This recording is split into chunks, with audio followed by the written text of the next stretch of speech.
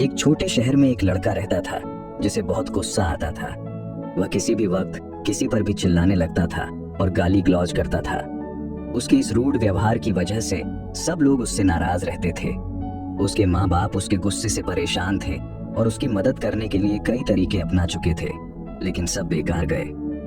लड़का अपने गुस्से से वाकिफ था, लेकिन जब भी कोई बात उसके मन मुताबिक नहीं होती तो वह अपना गुस्सा रोक नहीं पाता था।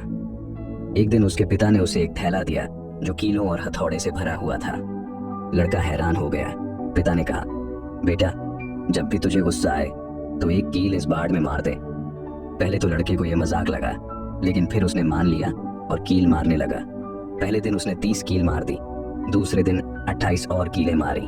एक हफ्ते में बाड़ में 150 कीलें लग गईं। धीरे धीरे लड़का अपने गुस्से को लेकर ज्यादा सजग होने लगा और दिन ब दिन कील मारने की संख्या कम होने लगी।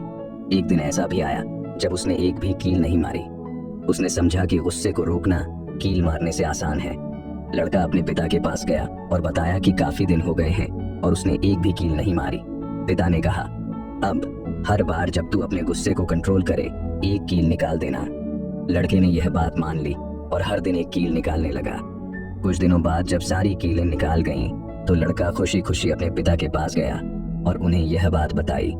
पिता ने उसकी तारीफ की और उसे बाढ़ के पास ले गए। पिता ने कहा, बेटा, यह देख, यहाँ कितने गड्ढे हैं। तेरे गुस्से ने ये गड्ढे बना दिए हैं जो कभी भर नहीं सकते। जैसे यह बाढ़ कभी पहले जैसी नहीं दिखेगी, वैसे ही तेरी नाराजगी से लोगों के दिल पर जो निशान पड़ते हैं वो कभी नहीं मिटते। लड़का अपने पिता की बातें ध्यान से सुनने लगा। पिता ने कहा, बेटा, तू गुस्से में लोगों को कहता था जिसने उन्हें गहरा चोट दिया। यह चोट उनके दिल पर हमेशा रहेगी, इसलिए गुस्से में कभी कुछ गलत मत कहना, क्योंकि तू भूल सकता है, लेकिन जो दर्द तूने दिया वो हमेशा याद रहेगा। हमारी रोज की जिंदगी में भी ऐसे बहुत से पल आते हैं जब हम गुस्से में कुछ ऐसा कह देते हैं जो हम बाद में पछताते हैं। बाढ़ की कीलें हमारे शब्दों और कामों से दूसरों को दिया गया दर्द दिखाती है।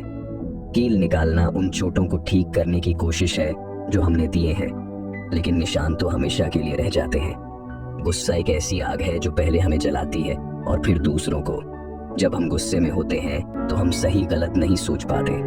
गुस्सा हमारे मुंह को दिमाग से पहले चलाता है। बहुत बार ऐसे ही गुस्से के पल में हिंसा हो जाती है। जेल में भी ज्यादा लोग ऐसे हैं जो प्रोफेशनल अपराधी नहीं, लेकिन एक पल के गुस्से को नहीं रोक पाए। इस कहानी से यह सीख मिलती है कि हमें अपने गुस्से को कंट्रोल करना चाहिए और सोच समझकर बोलना चाहिए। अपने शब्दों को ध्यान से चुनना चाहिए। यह हमें सब्र, हमदर्दी और समझ का महत्व सिखाती है। जब भी गुस्सा आए, याद रखो कि यह सिर्फ दूसरों को ही नहीं दुखाता, बल्कि हमें भी पछताने पर मजबूर कर सकता है। एक पल का सब्र गुस्से के पल में हमें कई दुख भरे लम्हों से बचा सकता है। धन्यवाद देखने के लिए।